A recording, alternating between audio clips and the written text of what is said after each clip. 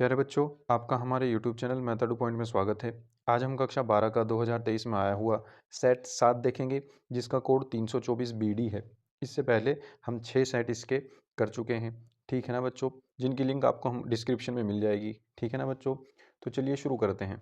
अगर आपने अब तक चैनल को सब्सक्राइब नहीं किया है तो प्लीज़ चैनल को सब्सक्राइब कर लीजिए, ताकि आने वाली हेल्पफुल वीडियो आप तक सही टाइम पर पहुँच सकें। ठीक है ना बच्चों, चलिए शुरू करते हैं। तो देखिए बच्चों, पहला क्वेश्चन क्या कहता है। एक संबंध R बराबर एक संबंध, इसने रिलेशन ये दे रखा है, समुच्चय N पर परिभाषित है, तो सही उत्तर छांटिए। देखिए बच्चों, ये बहुत आसान क्वेश्चन है। पहले का क्या, सबसे पहले आपको क्या करना है, बस आपको ये रिलेशन चेक करना है कि कैसे है। ठीक है ना, A बराबर B -1 और B greater than equal to 4। बच्चों सबसे पहले आप ये देखिए कि इसने कहा है कि B जो है वो 4 से बड़ा है। अब इन चार ऑप्शन में ये देख लीजिए कि B इनमें से B कौन से में B जो है वो 4 से बड़ा है। ये तो खत्म है, ये ऑप्शन नहीं होगा, क्योंकि उसने कहा है बी 4 से बड़ा लेना है हमें। तो ये हो सकता है, ये हो सकता है, ये हो सकता है। अब इनमें दूसरी कंडीशन देखिए, ए बराबर बी -1, यानी ए की जगह ये 4 रख के देखिए और बी की जगह ये 5 रख के देखिए, क्या दोनों बराबर आ जाएंगे। ए की जगह 4 रख दिया, बी की जगह 5 रख दिया, 5 में से एक गया 4। जी हाँ बिल्कुल। अगर मैं इसमें ए बराबर 4 रख दूँ और बी बराबर 5 रख दूँ, तो 5 - 1, ये भी 4 आ जाएगा, ये भी 4 आ जाएगा। ठीक है ना बच्चों, यानी ये कंडीशन सेटिस्फाई कर रहा है, तो बस यही जो है आपका ऑप्शन सही हो जाएगा। ठीक है ना, तो इसका दूसरा ऑप्शन सही है। ठीक है ना बच्चों, चलिए चलते हैं आगे। देखिए ख क्वेश्चन क्या कहता है। ख क्वेश्चन ये कह रहा है कि tan इनवर्स रूट तीन माइनस कोट इनवर्स -√3, इसका आपको मान बताना है। ठीक है ना बच्चों, देखिए tan इनवर्स को हम tan इनवर्स में tan में √3 कहाँ होता है, tan में √3 कहाँ होता है, tan 60 का। तो इसमें हम क्या रख सकते हैं, tan 60 यानी tan π/3। ठीक है ना, माइनस कोट इनवर्स, और कोट में ये जो √3 होता है, ये भी कोट में कहाँ होता है, माइनस के कोट, ये होता है 6 में, π/6 में। ठीक है ना, तो हम इसको क्या रख देंगे, माइनस कोट π/6। अब ये माइनस हमको अरेंज करना पड़ेगा, तो हम क्या करेंगे इसको, देखिए tan से tan कैंसिल आउट होकर के यहाँ क्या बचेगा, π/3 माइनस कोट इनवर्स, और यहाँ पे देखिए ये माइनस जब अरेंज करेंगे तो ये क्या हो जाएगा, कॉट पाई माइनस π/6। ठीक है ना बच्चों, ये हो जाएगा पाई माइनस π/6, कोट से कोट हट जाएगा, यहाँ आ जाएगा π/3 माइनस, और 6 पाई माइनस पाई यानी 5π/6, 5π/6, तो ये कितना हो जाएगा, 2 पाई माइनस 5π/6, और ये ओवरऑल आपका आ जाएगा कितना, ये आ जाएगा आपका माइनस के 3π/6, और ये आ जाएगा माइनस के π/2। ठीक है ना बच्चों, ये आपका आंसर हो जाएगा, यानी ऑप्शन नंबर 2, ऑप्शन जो है 2 आपका सही हो जाएगा। ठीक है ना बच्चों, ऑप्शन 2 आपका सही हो जाएगा। तो चलिए चलते हैं नेक्स्ट क्वेश्चन की तरफ। तो देखिए बच्चों, यह क्वेश्चन क्या कहता है, कोस इनवर्स ई की पावर एक्स का अवकल गुणांक होगा, यानी हमें इसका अवकलन ज्ञात करना है। देखिए कोस इनवर्स ई की पावर एक्स, जल्दी से जल्दी करेंगे। कोस इनवर्स का होता है -1/√1 माइनस एक्स स्क्वायर, है ना, इसका स्क्वायर हो जाएगा, और इस एक्स का दोबारा करेंगे जिसको हमने एक्स माना हुआ है, यानी ई की पावर एक्स का दोबारा होगा, तो ई की पावर एक्स का ई की पावर एक्स। ठीक है ना, तो यहाँ से क्या आ जाएगा, माइनस ई की पावर एक्स अपॉन √1 माइनस ई की पावर, ये हो जाएगा 2x। ठीक है ना, देखिए इनमें से कौन सा ऑप्शन है, माइनस में ई की पावर एक्स अपॉन √1 माइनस ई की पावर -2x, ये नहीं है, वो माइनस ई की पावर, ये वाला सही है ना, फोर्थ ऑप्शन इसका सही हो जाएगा। ठीक है ना बच्चों, ये फोर्थ ऑप्शन इसका सही हो गया। तो चलते हैं नेक्स्ट क्वेश्चन की तरफ। देखिए यह क्वेश्चन क्या कहता है, एक्स ई की पावर एक्स डी एक्स का मान बताओ। घ यानी क्या कह रहा है कि समाकलन एक्स ई की पावर एक्स डी एक्स का मान। ठीक है ना, देखिए इसमें क्या करना होगा हमें, सबसे पहले हम क्या करेंगे, दो फंक्शन मान लेंगे, इसको फर्स्ट इसको सेकंड, आइलेट के हिसाब से। ये एल्जेब्रिक है, ये एक्सपोनेंशियल है, इसको सेकंड, एक्सपोनेंशियल को हमेशा लास्ट फंक्शन ही मानना है। ठीक है ना, तो first function as it is खंड समाकलन लगाएंगे, सेकंड का समाकलन ई की पावर एक्स माइनस होल समाकलन, पहले का डिफरेंशिएशन 1 आ गया, दूसरे का इंटीग्रेशन यानी समाकलन हो जाएगा ई की पावर एक्स का ई की power x d x plus c. ठीक है ना, यहाँ से हो जाएगा एक्स ई की पावर एक्स माइनस ई की पावर एक्स का समाकलन करेंगे, ई की पावर एक्स ही आ जाएगा प्लस सी, और यहाँ से क्या आ जाएगा, ई की पावर एक्स कॉमन, तो ये हो जाएगा x-1। ठीक है ना बच्चों, देखिए हमारे पास ये कौन सा है ऑप्शन, थर्ड ऑप्शन सही हो जाएगा, तो इसका थर्ड ऑप्शन सही है। ठीक है ना बच्चों, ऑप्शन थर्ड। अब चलते हैं नेक्स्ट क्वेश्चन की तरफ। डे क्वेश्चन देखते हैं क्या कहता है। अवकल समीकरण ये कह रहा है कि 2x² d2y/dx² और -3 × dy/dx और प्लस y=0, इसकी कोटि बतानी है हमें। ठीक है ना बच्चों, देखिए इसकी कोटि हमें कैसे पता चलेगी, कि आपको कोटि के लिए ये देखना है कि कितनी बार इसका अवकलन किया गया है, सबसे ज़्यादा बार, है ना। देखिए ये एक बार किया फिर दो बार किया, यानी सबसे ज़्यादा बार जो किया गया होगा वही इसकी कोटि है, ठीक है ना। यानी इसकी डिग्री क्या हो जाएगी, इसकी कोटि क्या हो जाएगी, 2 हो जाएगी, इसकी कोटि 2 हो जाएगी, ठीक है ना, इसकी कोटि 2 हो जाएगी। अगर इसकी वो घात पूछता तो जो हाईएस्ट ऑर्डर डेरिवेटिव है, यानी जो सबसे ज़्यादा बार अवकलन किया गया है, उसकी पावर हम देख लेंगे ऊपर, ये जो पावर है यहाँ पे घात, ये देख लेंगे, वो इस अवकल समीकरण की घात हो जाएगी। तो इसकी घात क्या है, इसकी घात फिलहाल 1 है, लेकिन यहाँ सिर्फ कोटि पूछा गया है, तो इनमें से कोटि क्या हो जाएगी, 2। तो यानी तीसरा ऑप्शन आपका सही हो जाएगा, ठीक है ना बच्चों, तीसरा ऑप्शन आपका सही हो जाएगा। तो चलिए चलते हैं नेक्स्ट क्वेश्चन की तरफ। देखिए बच्चों, नेक्स्ट क्वेश्चन आपका क्या कहता है, दूसरा क्वेश्चन ये कह रहा है कि सभी खंड कीजिए। इसमें हमें करना है, देखिए दूसरे का क्या क्वेश्चन क्या कहता है। देखिए ये कह रहा है कि यदि ए बराबर ए बी सी है, बी बराबर 1 2 है, तो ए से बी में संबंधों की संख्या हमें ज्ञात करनी है। अगर हमें संबंधों की संख्या ज्ञात करनी हो तो देखिए बच्चों, मैं आपको एक चीज़ बता देता हूँ, ये हमने पहले भी शायद पढ़ा है।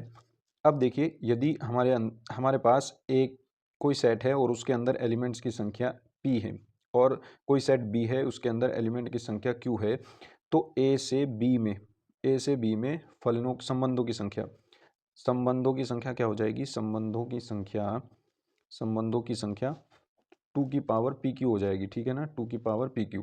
तो ये क्या हो जाएगा, हमारे पास यहाँ ए के अंदर कितने एलिमेंट हैं, हमारे यहाँ ए के अंदर 3 एलिमेंट हैं और बी के अंदर कितने एलिमेंट हैं, 2 एलिमेंट हैं।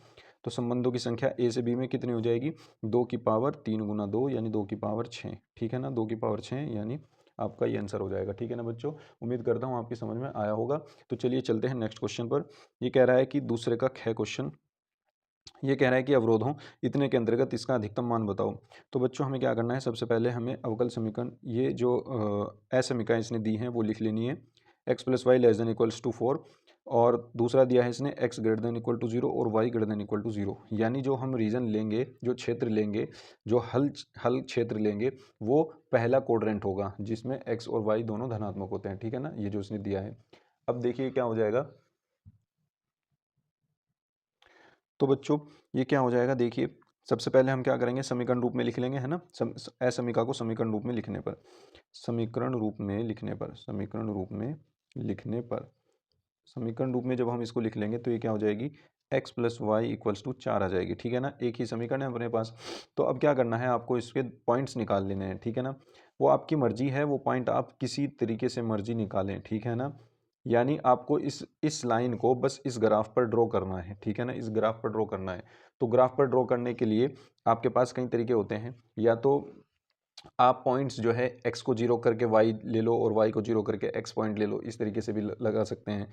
या फिर आप इसको अलग अलग x की वैल्यू रख करके y की वैल्यू निकाल लीजिए और 2 3 पॉइंट निकाल लीजिए और उन तीनों पॉइंटों को मिलाते हुए एक लाइन खींच दीजिए, ठीक है ना। जैसे मैं x की वैल्यू 0 लेता हूँ तो y की वैल्यू क्या मिलेगी, मुझे 4 मिलेगी, तो एक पॉइंट मुझे 0 4 मिल गया, ठीक है ना।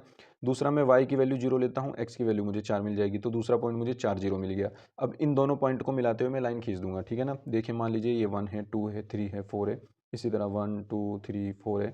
अब ये जो पॉइंट है अपने पास, ये तो है 4 0 यानी 4 0, और ये वाला जो पॉइंट है ये है अपने पास 0 4।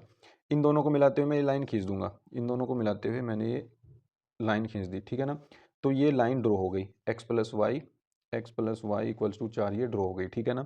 अब देखिए मुझे ये देखना है कि इसके इधर की साइड में शेड करूंगा या इसके इधर की साइड शेड करूंगा, है ना। क्योंकि पहली बात तो मेरा ये फर्स्ट रीजन है, इसने कहा है x greater than equal to 0 y greater than equal to 0, इसका मतलब है फर्स्ट क्वाड्रेंट, है ना, यानी प्रथम चतुर्थांश में अब मेरे पास 2 रीजन हैं, 2 क्षेत्र हैं, एक तो लाइन के इधर वाला, एक लाइन के इधर वाला।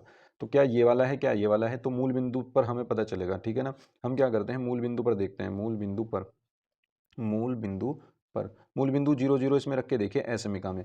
तो अगर 0 प्लस 0 ये रख करके ये क्या आएगा, 0 आ जाएगा, 0 लेस देन इक्वल टू 4 आ जाएगा। और ये बात अगर सत्य आई, अगर ये बात सत्य मतलब सही आई, तो इसका मतलब उस लाइन से ओरिजिन की तरफ, मूल बिंदु की तरफ हम क्या कर देंगे, शेड कर देंगे, मूल बिंदु की तरफ शेड कर देंगे ऐसे, ठीक है ना, मूल बिंदु की तरफ। तो ये वाला रीजन हमारा आ जाएगा मूल बिंदु की तरफ। और अगर ये बात गलत आती तो हम इस लाइन से मूल बिंदु के दूसरी साइड यानी ऊपर की साइड फिर हम इसमें शेड करते, ठीक है ना। फिलहाल हमारा रीजन ये मिल गया और इसमें हमें 3 पॉइंट मिले, एक ये क्या है, मूल बिंदु 0 0, एक 4 0, एक 0 4। इन तीनों बिंदुओं पर हम जेड का मान देख लेंगे, ठीक है ना। हम क्या करते हैं, एक टेबल और बनाते हैं यहाँ पर, और इसका अधिकतम मान और जो भी उसने पूछा हुआ है वो देख लेंगे, ठीक है ना। यहाँ पे हम क्या लिखेंगे, ऊपर इसमें शीर्ष बिंदु लिखेंगे, इसमें क्या लिखेंगे, शीर्ष बिंदु, अब देखिए बिंदु हमारे पास क्या क्या है, एक तो 0,0 है, दूसरा हमारे पास 0,4 है और तीसरा हमारे पास 4,0 है। देखिए ये 4,0 है तीसरा पॉइंट। अब देखिए क्या हो जाएगा, यहाँ पर जेड लिख लेते हैं हम। जेड हमारे पास क्या है, उसने जेड दिया है 3x+4y, 3x+4y। यहाँ पे जब मैं 0 0 रखूँगा दोनों, तो जेड की वैल्यू क्या आ जाएगी, इसमें तो 0 आ जाएगी। और जब इसकी वैल्यू में 0 और 4 रखूँगा, x की वैल्यू 0, y की वैल्यू 4, तो ये तो 0 हो जाएगा, 4 चौक 16 आ जाएगा, तो जेड बराबर 16 आ जाएगा। और इसमें जेड बराबर क्या आ जाएगा आपका, जब मैं 4 यहाँ रखूँगा, 4 दिया 12, इसमें 12 आ जाएगा। अब उसने कहा था अधिकतम मान ज्ञात कीजिए, है ना, अधिकतम मान। तो अधिकतम मान कौन सा है, ये वाला, ये अधिकतम है। तो हम क्या लिख देंगे कि बिंदु 0,4 पर अधिकतम, बिंदु 0,4 पर जेड का अधिकतम मान 16 है। ठीक है ना बच्चों, उम्मीद करता हूँ आपकी समझ में आ गया होगा। क्वेश्चन आपका कंप्लीट होता है। तो चलिए चलते हैं नेक्स्ट क्वेश्चन की तरफ। देखिए बच्चों नेक्स्ट क्वेश्चन क्या कहता है, ये कह रहा है कि यदि सदिश ये और ये परस्पर लंब है तो लैम्डा का मान ज्ञात कीजिए। तो बच्चों जब दो सदिश आपस में परपेंडिकुलर हों, सबसे पहले हम ये करेंगे कि वेक्टर 2i कैप प्लस जे कैप प्लस के कैप तथा वेक्टर आई कैप माइनस 4 जे कैप प्लस लैम्डा के कैप की तुलना किससे करने पर, A1 i cap plus B1 J cap plus C1 के कैप तथा A2 i cap plus B2 J cap plus C2 के कैप से करने पर। इससे जब हम तुलना कर देंगे तो हमारे पास क्या होगा, तो हमारे पास A1 की वैल्यू आ जाएगी 2, है ना, आई के इंटू में जो है ये A1 की वैल्यू 2 आ जाएगी, B1 की वैल्यू 1 आ जाएगी, C1 की वैल्यू 1 आ जाएगी। इसी तरह A2 की वैल्यू 1 आ जाएगी, B2 की वैल्यू -4 आ जाएगी, यहाँ से B2 की वैल्यू -4 और C2 की वैल्यू जो आ जाएगी वो लैम्डा आ जाएगी। ठीक है ना बच्चों।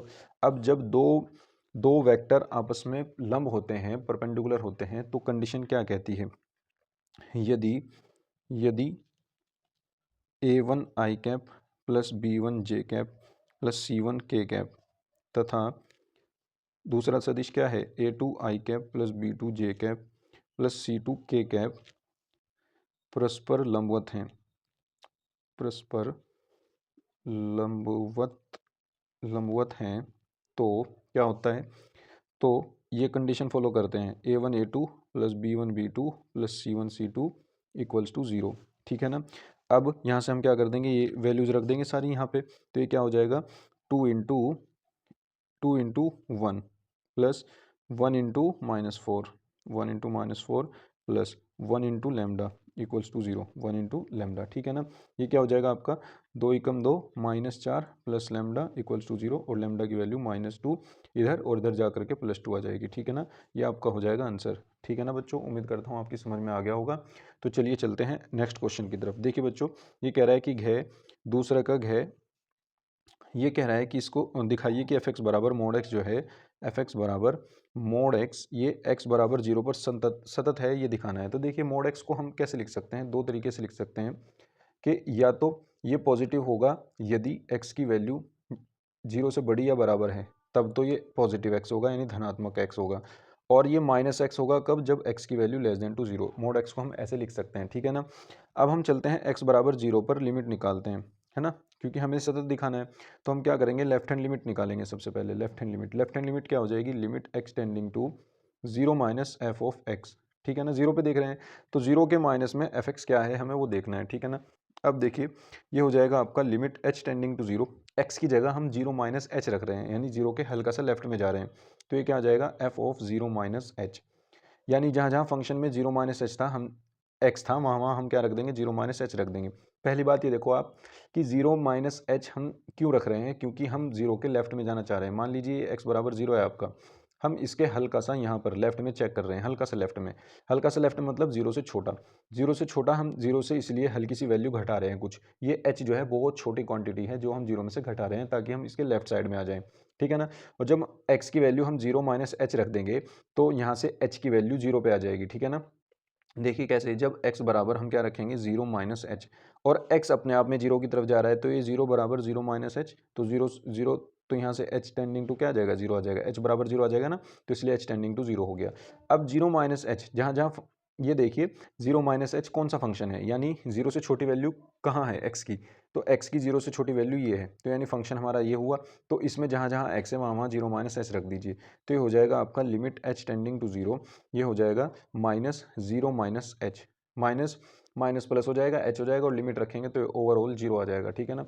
अब देखिए राइट हैंड लिमिट निकालते हैं, राइट हैंड लिमिट निकालते हैं तो ये हो जाएगा आपका राइट हैंड लिमिट में limit x tending to 0 plus f of x. वैसे बच्चों आप इसको डायरेक्ट भी निकाल सकते हैं क्योंकि एक नंबर में एक क्वेश्चन है, ज़्यादा इसमें जो है कुछ करने की हमें ज़रूरत है नहीं, तो आप डायरेक्ट भी इसको निकाल सकते हैं, ठीक है ना। ये राइट हैंड लिमिट क्या हो जाएगी, लिमिट एक्सटेंडिंग टू 0, सेम ये भी ऐसे ही हो जाएगा एफ ऑफ 0 प्लस एच, और ये हो जाएगा लिमिट लिमिट एक्सटेंडिंग टू 0। ये देखिए 0 प्लस एच मतलब 0 में कुछ जुड़ रहा है, यानी 0 से बड़ा, एक्स की वैल्यू 0 से बड़ी कहाँ है, एक्स की वैल्यू 0 से बड़ी यहाँ है, और इसमें फंक्शन कौन सा है, ये वाला। तो यानी एफ एक्स में एफ एक्स बराबर एक्स आ जाएगा, तो एक्स की जगह 0 प्लस एच रख दो, तो ये क्या हो जाएगा 0 प्लस एच हो जाएगा बस, ठीक है ना। इसमें लिमिट पुट करेंगे तो ये भी 0 आ जाएगा, ठीक है ना। दोनों लिमिट क्या आ गई, 0 आ गई। और फंक्शन की वैल्यू 0 पे क्या होगी, अगर मैं फंक्शन की वैल्यू 0 पे चेक करना चाहता हूँ तो एक्स बराबर 0 पर फंक्शन क्या है, एफ एक्स बराबर एक्स है, तो जब मैं इसमें 0 रखूँगा तो यहाँ पे भी 0 रख दूंगा तो ये भी 0 आ जाएगी। तो यानी आपकी जो लिमिट है, limit x tending to 0, limit x tending to 0 f of x और आपकी फंक्शन की वैल्यू दोनों बराबर आ रही हैं, ठीक है ना। ये वैल्यू कब बनती है, जब left hand side, left hand limit और राइट हैंड लिमिट दोनों बराबर आ जाती है, तब ये लिमिट बनती है, ठीक है ना। तो ये लिमिट बराबर फंक्शन की उस पॉइंट पर वैल्यू, जब ये दोनों बराबर आ जाएंगी तो फंक्शन क्या हो जाएगा, सतत हो जाएगा। हम यहाँ क्या कह देंगे, अतः एक्स बराबर 0 पर, एक्स बराबर 0 पर फलन सतत है, फलन सतत है, ठीक है ना। ये आपका हो गया प्रूफ, ठीक है ना बच्चों। तो चलिए चलते हैं नेक्स्ट क्वेश्चन पर। देखिए अगला क्वेश्चन, अगला क्वेश्चन क्या कह रहा है, ये कहता है कि यदि P of A equals to आपका 3/13 है और P ऑफ B जो है आपका वो 5/13 है, और P of A intersection B जो है आपका वो 2/13 है, तो P of B upon A पूछ रहा है ना।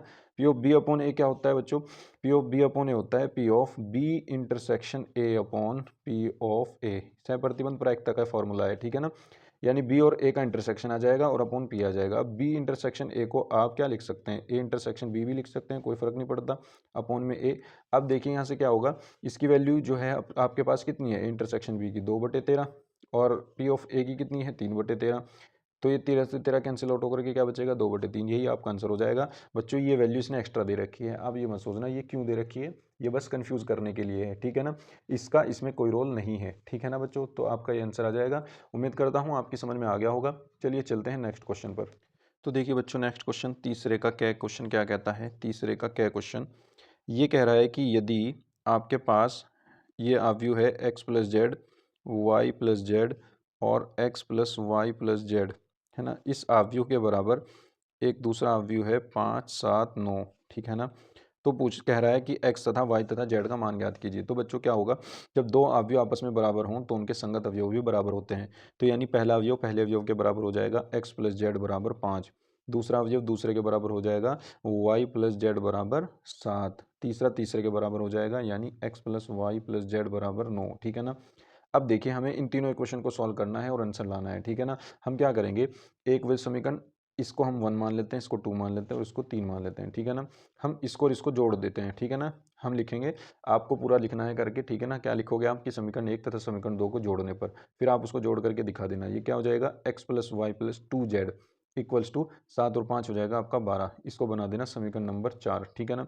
अब देखिए ये भी एक्स वाई जेड में आ गई और ये भी एक्स वाई जेड में है, तो इन दोनों को सॉल्व करना है अब आपको। तो समीकरण 3 और 4, यानी 4 में से आप 3 घटा दीजिए, तो यहाँ पे लिखना समीकरण 4 में से 3 घटाने पर, समीकरण 4 में से समीकरण 3 घटाने पर, तो ये क्या हो जाएगा, जब आप इसमें से ये घटाओगे तो क्या हो जाएगा, देखिए हम लिख देते हैं, चलो x plus y plus 2z equals to 12 और x plus y plus z बराबर ये हो जाएगा 9। इसमें से जब हम माइनस करेंगे ये सारे माइनस हो जाएंगे साइन, तो ये दोनों कट जाएंगे, 2z में से जेड गया जेड बचेगा और 12 में से 9 गया 3 बचेगा, ठीक है ना। तो जेड की वैल्यू 3 आ जाएगी, जेड की वैल्यू उठा करके यहाँ रख दीजिए और यहाँ से एक्स की वैल्यू हो जाएगी, यहाँ से वाई की वैल्यू हो जाएगी।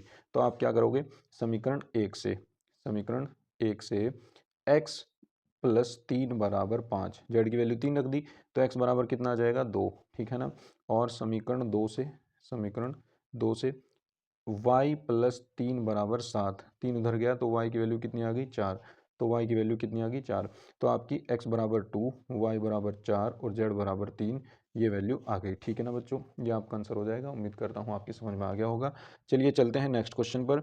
नेक्स्ट क्वेश्चन क्या कहता है, देखिए ख क्वेश्चन, क्या क्वेश्चन क्या कहता है कि dy बाई डी एक्स बराबर, dy बाई डी एक्स बराबर x minus 1 upon two plus y, ठीक है ना बच्चों। तो यहाँ से हम क्या करेंगे, इसको हमें व्यापक हल ज्ञात करना है, ठीक है ना। तो देखिए ये वेरिएबल सेपरेबल हो जाएगा, यानी चर पृथक्करण, ठीक है ना। तो इसको हम अलग कर देते हैं, टू प्लस वाई को वाई के पास भेज देते हैं, डी वाई हो जाएगा, और एक्स माइनस वन यहीं रख करके यहाँ पे डी एक्स ले आते हैं। दोनों पक्षों का समाकलन करने पर लिख दीजिएगा ये बात कि दोनों पक्षों का समाकलन करने पर, जब इसका समाकलन करेंगे तो ये हो जाएगा two plus y d y, और यहाँ हो जाएगा x minus one d x, ठीक है ना। तो यहाँ से जब हम टू का समाकलन करेंगे टू वाई आ जाएगा, और वाई का समाकलन करेंगे ये वाई स्क्वायर बाई टू हो जाएगा, इक्वल्स टू एक्स का करेंगे एक्स स्क्वायर बाई टू हो जाएगा, और माइनस वन का करेंगे माइनस एक्स आ जाएगा, और प्लस सी आ जाएगा, ठीक है ना बच्चों। अब यहाँ से हम क्या करेंगे, एलसीएम लेंगे, दो दूनी चार y plus y square upon two, और यहाँ से क्या हो जाएगा x square minus two x plus two, इसको हम सी वन कह देते हैं, two c one upon two, ठीक है ना। टू से टू हट जाएगा यहाँ से, ये क्या हो जाएगा four y plus y square equals to x square minus two x plus, इस टू सी वन की जगह आप सी रख दीजिए, बस ये आपका आंसर हो जाएगा। और यहाँ नया कांस्टेंट रख दिया हमने टू सी वन की जगह, चाहे आप इसको बता देना जहाँ जहाँ सी बराबर टू सी वन है, ठीक है ना बच्चों, ये आपका आंसर हो जाएगा। उम्मीद करता हूँ आपकी समझ में आ गया होगा। तो चलिए चलते हैं नेक्स्ट क्वेश्चन पर।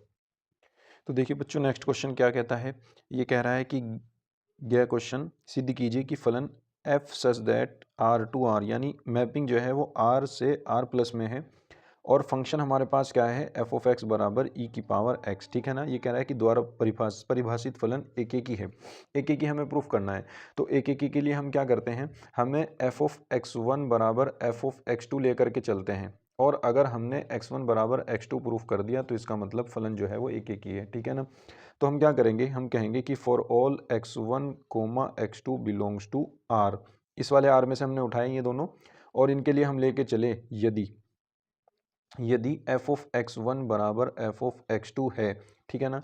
तो अब देखिए एफ ऑफ एक्स वन क्या हो जाएगा, यहाँ पे एक्स वन रख दीजिए तो यहाँ भी एक्स वन हो जाएगा ई की power x one, f of x two में यहाँ पे एक्स टू रख दीजिए तो ये हो जाएगा ई की पावर एक्स टू, ठीक है ना।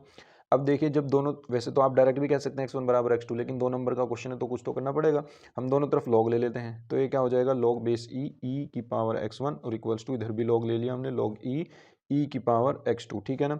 अब ये एक्स वन घूम करके आ गया जाएगा तो ये हो जाएगा एक्स वन इक्वल्स टू, ये हो जाएगा लॉग बेस ई, और यहाँ पे ई आ जाएगा, इसी तरह ये हो जाएगा एक्स टू आगे आ जाएगा घूम करके, हो जाएगा लॉग बेस ई और यहाँ पे ई, ठीक है ना।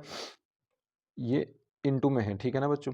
अब देखिए क्या हो जाएगा आपका लॉग बेस ई और ई, तो इसका मान वन हो जाता है, यहाँ पे भी ये वन हो जाएगा, तो एक्स वन बराबर एक्स टू आ जाएगा आपका, तो क्या आ जाएगा एक्स वन बराबर एक्स टू, ठीक है ना बच्चों। देखिए हम एफ ऑफ एक्स वन बराबर एफ ऑफ एक्स टू लेकर के चले थे, और एक्स वन बराबर एक्स टू आ गया, तो इसका मतलब फलन क्या है, ये एक ही फलन है, तो हम क्या लिख देंगे यहाँ पर अतः अतः फलन यानी एफ ऑफ एक्स एक ही फंक्शन है ना, एक ही फलन है, ठीक है ना बच्चों। बहुत आसान क्वेश्चन है, इजीली हो जाएगा, ठीक है ना। तो चलिए चलते हैं नेक्स्ट क्वेश्चन पर। तो देखिए बच्चों नेक्स्ट क्वेश्चन क्या कहता है, तीसरे का गह क्वेश्चन करेंगे। ये कह रहा है कि x बराबर आपके पास a कोस स्क्वायर टी है, और y बराबर आपके पास b साइन स्क्वायर टी है, और आपको फाइंड करना है dy बाई डी एक्स। तो देखिए क्या हो जाएगा ये, जब आपको ऐसा क्वेश्चन दिया गया हो x बराबर अलग दे रखा हो, y बराबर अलग दे रखा हो, और d y upon d x पूछ रहा हो, तो देखिए ये t में दे रखा है, तो इसका t के रिस्पेक्ट में अवकलन कर दीजिए, D x upon d T क्या हो जाएगा, ये तो कांस्टेंट है बाहर, कोस स्क्वायर टी का हो जाएगा two cos t, x square मान करके करेंगे टू एक्स हो गया, जैसे इस तरीके से टू कोस टी हो गया, कोस टी का दोबारा करेंगे तो माइनस के साइन टी हो जाएगा, ठीक है ना। तो ये क्या हो जाएगा d x upon d t equals to, ये आपका हो जाएगा minus two a cos t, और इनटू में आ जाएगा साइन टी, ठीक है ना। आप इसको समीकरण एक बना लेंगे। अब देखिए दूसरा क्या दिया था इसने, y बराबर बी साइन स्क्वायर टी, ठीक है ना। बी साइन स्क्वायर टी का जब हम अवकलन करेंगे इसका भी डी डब्ल्यू आर टू टी में, यानी टी की रिस्पेक्ट में अवकलन करेंगे, तो ये हो जाएगा d y upon d t equals to, b constant है बाहर आ जाएगा, साइन स्क्वायर टी का कैसे करेंगे, जैसे हम एक्स स्क्वायर का करते हैं, एक्स स्क्वायर का क्या होता है टू एक्स, इसी तरह इसका हो जाएगा two sine t, sine t का दोबारा करेंगे तो ये हो जाएगा कोस टी, ये इसका पूरा हो गया।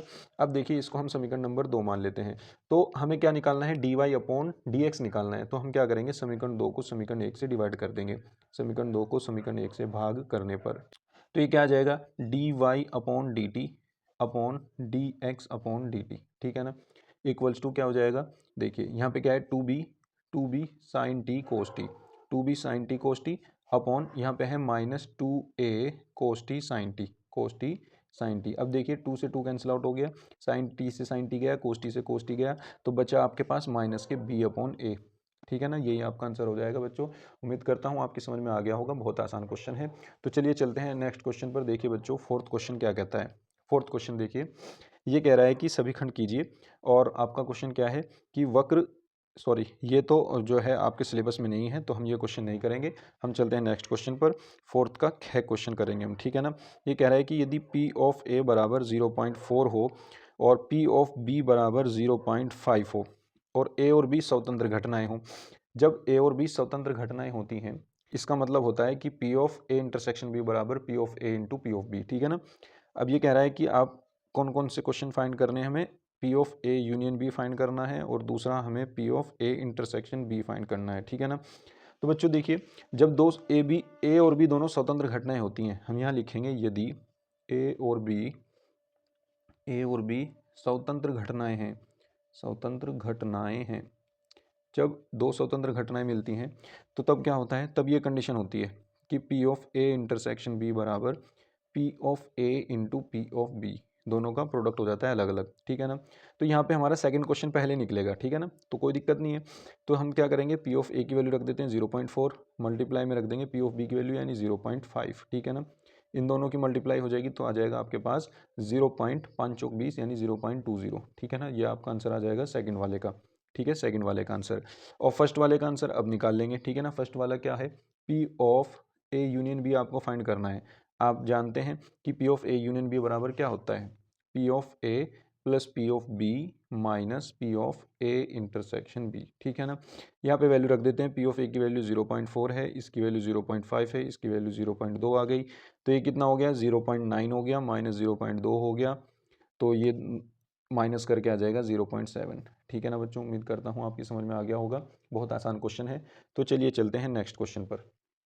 तो देखिए बच्चों, यह क्वेश्चन क्या कहता है कि दर्शाइए कि बिंदु ए बी और सी ये संरेख हैं। ठीक है ना बच्चों, बहुत आसान क्वेश्चन है ये गया क्वेश्चन।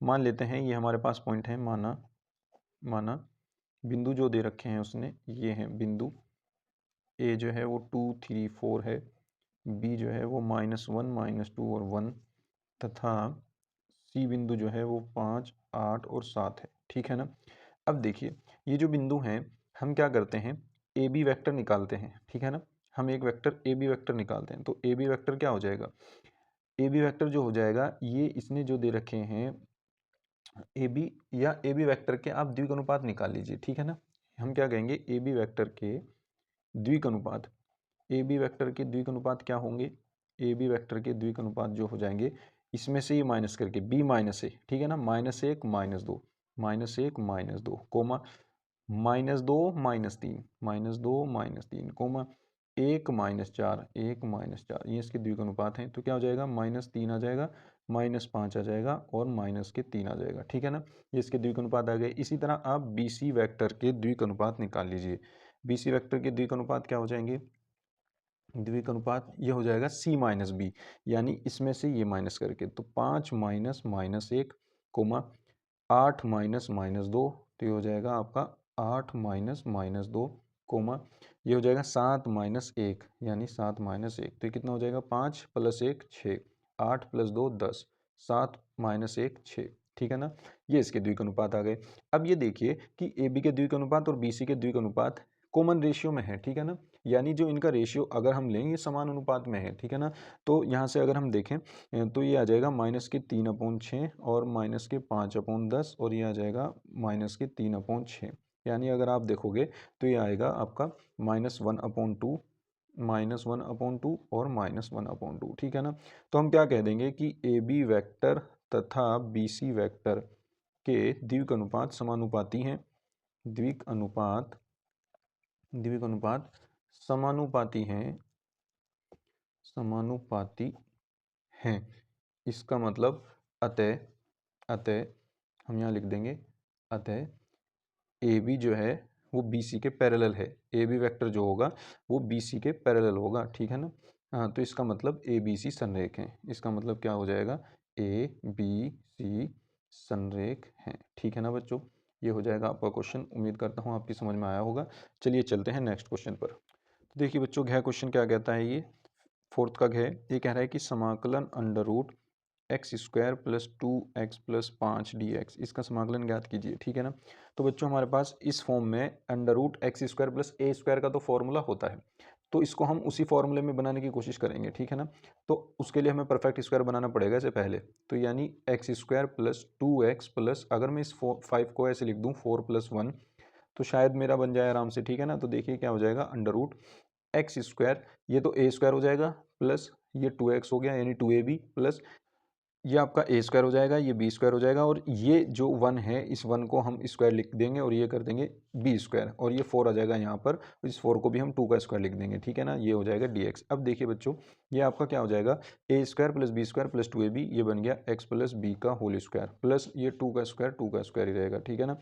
अब देखिए हमारे पास ये फॉर्मूला बन जाएगा कौन सा, समाकलन under root x square plus a square d x वाला। ये फॉर्मूला क्या कहता है, ये कहता है कि x/2 under root x square plus a square by 2 log x plus under root x square plus a square, ये फॉर्मूला है। ठीक है ना। तो हम इस फॉर्मूले के अकॉर्डिंग इसको खोल देंगे, तो ये क्या हो जाएगा, ये हो जाएगा आपका समाकलन हट जाएगा यहाँ से, x की जगह पूरा x+1 है तो x+1/2 आ जाएगा, अंडर रूट, जब x square plus a square लिखेंगे तो यही आएगी चीज़, है ना। यानी इसको हम ऐसे ही लिख देंगे, चलो x+1 का होल स्क्वायर प्लस 2 का square, plus a square by 2, ए क्या है हमारे पास 2, ये 2 जो है ए है, तो इसका स्क्वायर यानी 2 का स्क्वायर ही रहेगा, और अपॉन में 2 आएगा, और ये आ जाएगा लॉग एक्स क्या है अपने पास x+1 प्लस अंडर रूट, ये जू का तू x+1 का होल स्क्वायर प्लस 2 का स्क्वायर और प्लस सी। ठीक है ना।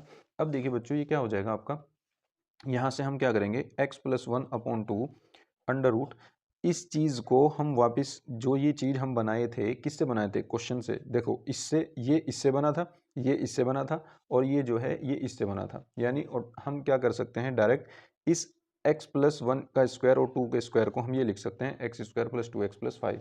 तो हम क्या कर देंगे, इसको हम लिख देंगे एक्स स्क्वायर प्लस 2x+5। ठीक है ना। प्लस इस 2 से एक स्क्वायर कट जाएगा, बचेगा क्या, एक 2 बच जाएगा, तो यहाँ पे लिखेंगे log x+1 plus under root, ये क्या हो जाएगा, एक्स स्क्वायर प्लस 2x+5। ठीक है ना, प्लस सी, ये आपका आंसर हो जाएगा। ठीक है ना। उम्मीद करता हूँ आपकी समझ में आ गया होगा। तो चलिए चलते हैं नेक्स्ट क्वेश्चन पर। तो देखिए बच्चों, नेक्स्ट क्वेश्चन क्या कहता है, पांचवें क्वेश्चन, इसमें हर क्वेश्चन 5 नंबर का है और आपको सारे खंड करने हैं। ठीक है ना।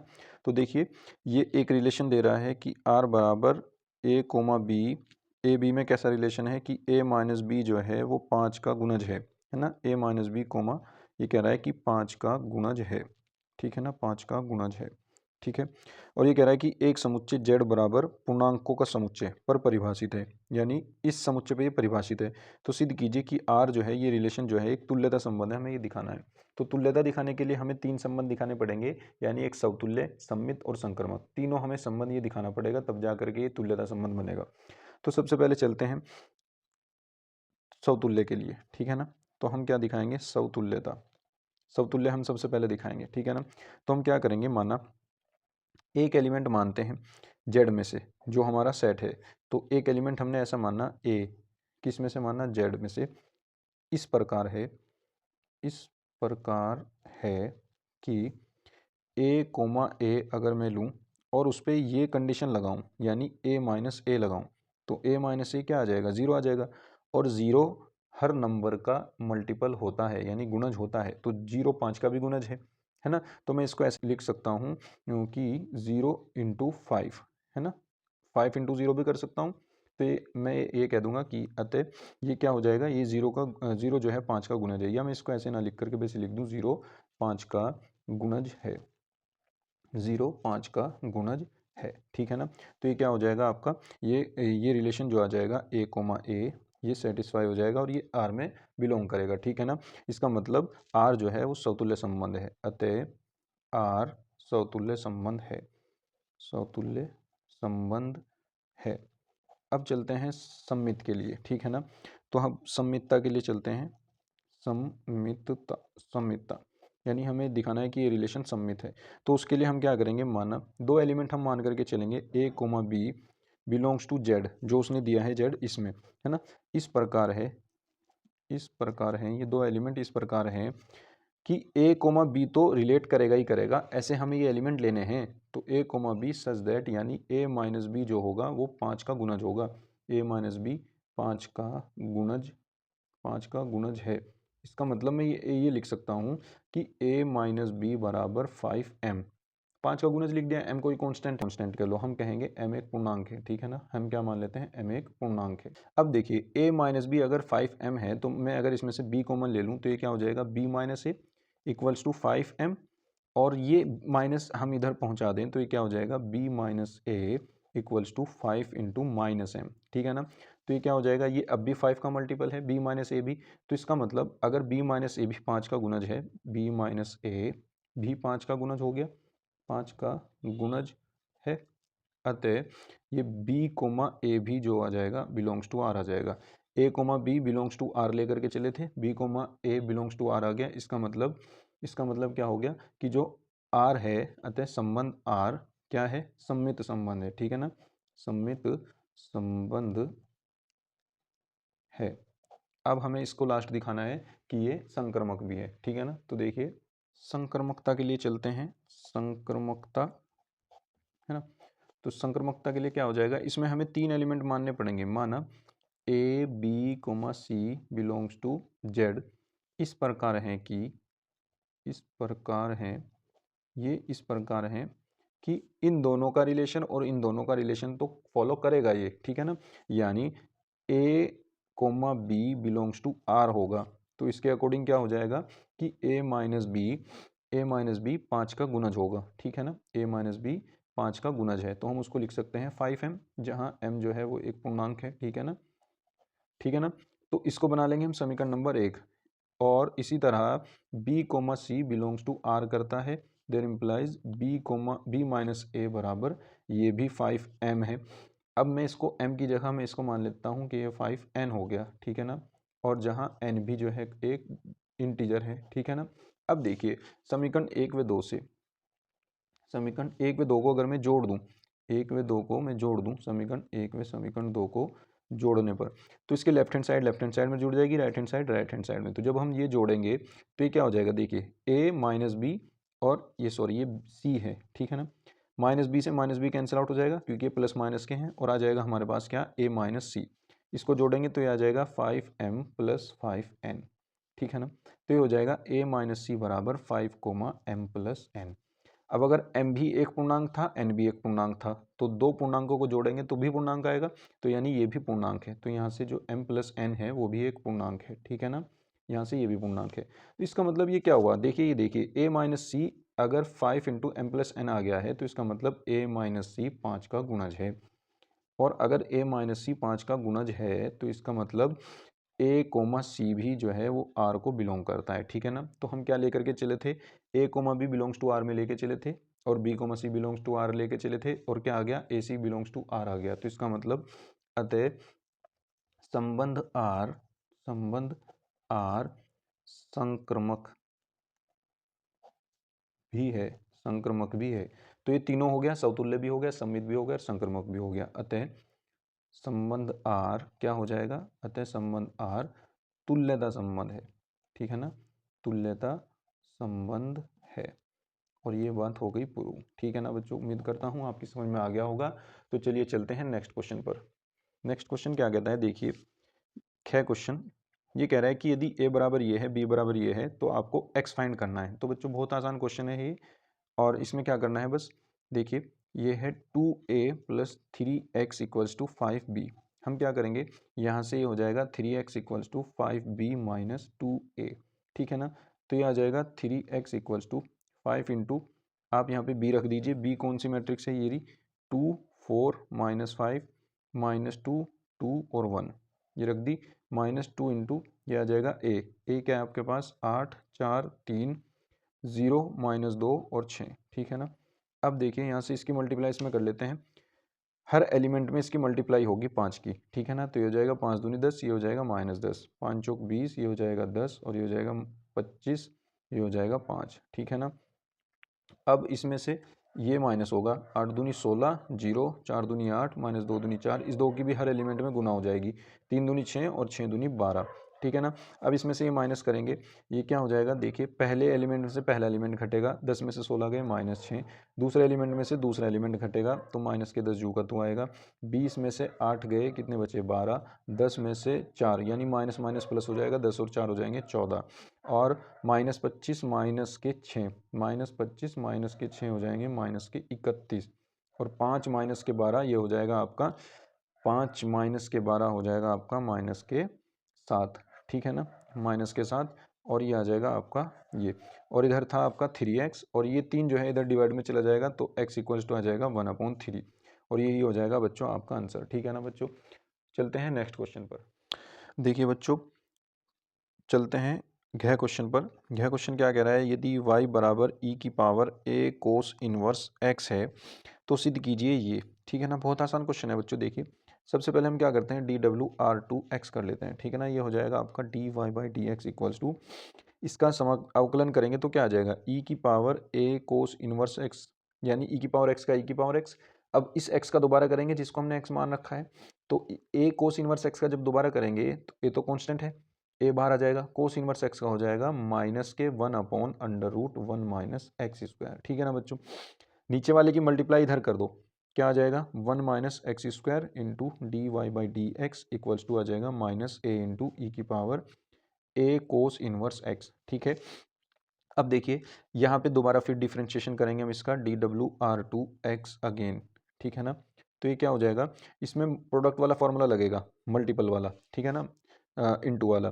तो पहला फंक्शन जो का तू √1 माइनस एक्स स्क्वायर, दूसरे का डिफ्रेंशिएशन d2y/dx स्क्वायर, प्लस दूसरा जो का तू यानी dy/dx, पहले का डिफ्रेंशिएशन यानी √1 माइनस एक्स स्क्वायर का क्या हो जाएगा 1/2√1 माइनस एक्स स्क्वायर इंटू इसका दोबारा करेंगे 1 का 0, एक्स स्क्वायर का माइनस के 2x इक्वल्स टू, इसका दोबारा करेंगे इधर की साइड करेंगे राइट साइड में, तो ये जाएगा -a जू का तू ई की power a cos inverse x का आ जाएगा ई की power a cos inverse x, ठीक है ना।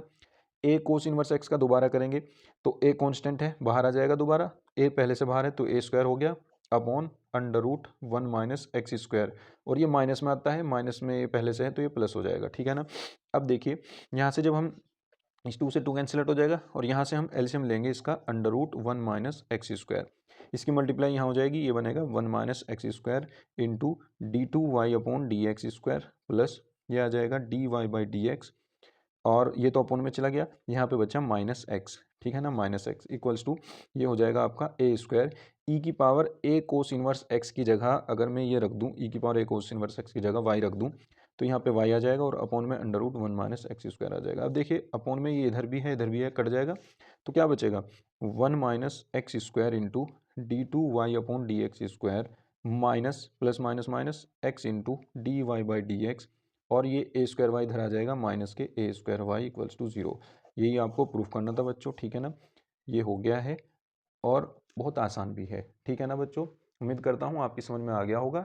तो चलिए चलते हैं नेक्स्ट क्वेश्चन पर। देखिए बच्चों अगला क्वेश्चन क्या कहता है, ये कह रहा है कि यदि कोई फलन है आपके पास f(x) बराबर tan inverse sin x plus cos x, sign x plus cos x, तो प्रदत्त फलन इसमें निरंतर वर्धमान है, ये हमें सिद्ध करना है, ठीक है ना।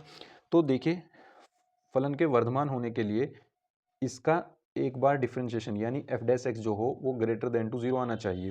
तो हम क्या करेंगे, इसका पहले अवकलन करेंगे, तो अवकलन करने पे f' हो जाएगा, tan इनवर्स x का अवकलन क्या आता है, tan इनवर्स x का होता है 1/1 प्लस एक्स स्क्वायर, यानी sine x plus cos x का whole square, sine x plus cos x का होल स्क्वायर। अब इस x का दोबारा करेंगे, साइन x का हो जाएगा कोस एक्स, माइनस कोस एक्स का हो जाएगा साइन एक्स, माइनस के साइन एक्स, ठीक है ना। ये आ जाएगा आपका, यानी ओवरऑल आपका आ जाएगा f' equals to cos x minus sine x upon 1 plus sine x plus cos x का होल स्क्वायर, ठीक है ना। अब बच्चों इस f' को हमें ये देखने के लिए कि क्या ये धनात्मक है या ऋणात्मक है, वो इन पे डिपेंड करता है, ठीक है ना, इस अंतराल में, ठीक है, 0 to π/4 में। तो अगर मैं इस वैल्यू की बात करूं नीचे वाले की 1 plus sine x plus cos x का होल स्क्वायर, देखिए बच्चों किसी भी चीज़ का स्क्वायर हमेशा से पॉजिटिव रहता है, तो ये तो किसी भी अंतराल में पॉजिटिव ही रहेगा। अगर मैं इसे 0 to π/4 में देखूं भी तो ये तो पॉजिटिव ही रहेगा, और पॉजिटिव में अगर मैं 1 जोड़ दूं तब भी ये पॉजिटिव ही रहेगा, है ना। तो हम कहेंगे कि अंतराल अंतराल 0 टू पाई बाई 4 में, अंतराल 0 टू पाई बाई 4 में 1 plus sine x plus cos x का होल स्क्वायर जो होगा ग्रेटर देन इक्वल टू तो जीरो होगा ही होगा, ठीक है ना। ये तो greater than equal to zero होगा ही होगा। चलते हैं अब इसके ऊपर बात, यानी ये तो पॉजिटिव आ गया। अब ये इस पे डिपेंड करता है कि ये पॉजिटिव होगा या निगेटिव होगा। अगर ये पॉजिटिव होगा तो ये भी पॉजिटिव हो जाएगा, अगर ये निगेटिव होगा तो ये भी निगेटिव हो जाएगा। तो अब हम कोस एक्स माइनस साइन एक्स देखते हैं, ठीक है ना। अब अंतराल, एक बात देखिए, अंतराल 0 टू पाई बाई 4 में, 0 टू पाई बाई 4 में ये जो कोस एक्स माइनस साइन एक्स है, अगर मैं इसकी वैल्यू देखूं तो क्या आएगी। 0 टू पाई बाई 4 में कोस एक्स हमेशा साइन एक्स से बड़ा रहता है, यानी ये जो कोस एक्स है ये साइन एक्स से बड़ा रहेगा, ठीक है ना। क्यों रहेगा बड़ा, आप इसके अंदर से कोई वैल्यू उठा करके देख लीजिए। 0 टू पाई बाई 4 के अंदर से मान लीजिए ये 0 से 45 है, 45, 0 से 45, इसके बीच में एक वैल्यू 30 पड़ती है। तो आप 30 पे वैल्यू देखिए, कोस 30 की वैल्यू क्या आ जाएगी, अंडर रूट 3/2। साइन 30 की वैल्यू क्या आ जाएगी, 1/2। तो अंडर रूट 3/2 बड़ा है और 1/2 छोटा है, तो सिंपल से पता चल रहा है कि कोस एक्स बड़ा है। तो अगर मैं यहाँ से देखूँ तो कोस एक्स माइनस साइन एक्स क्या आ जाएगा, ग्रेटर देन टू जीरो आ जाएगा, है ना। तो ये भी पॉजिटिव आ रहा है, ये भी पॉजिटिव आ रहा है। अतः अतः अंतराल, अतः हम क्या लिख देंगे, अंतराल 0 टू पाई बाई 4 में, 0 टू पाई बाई 4 में जो एफ डैश एक्स होगा वो ग्रेटर देन टू जीरो हो जाएगा, ठीक है ना। इसलिए इसलिए अंतराल 0 टू पाई बाई 4 में, 0 टू पाई बाई 4 में फलन यानी एफ एक्स क्या है, वर्धमान है, ठीक है ना, वर्धमान है। और यही हमें प्रूफ करना था, ठीक है ना बच्चों। उम्मीद करता हूँ आपकी समझ में आ गया होगा। तो बच्चों इस वीडियो में बस इतना ही, मिलेंगे नेक्स्ट वीडियो में बाकी बचे हुए क्वेश्चंस को लेकर, ठीक है ना बच्चों। अगर वीडियो आपको अच्छा लगा हो तो लाइक कीजिए, अपने दोस्तों में शेयर कीजिए और चैनल को सब्सक्राइब कर लीजिए। Thank you.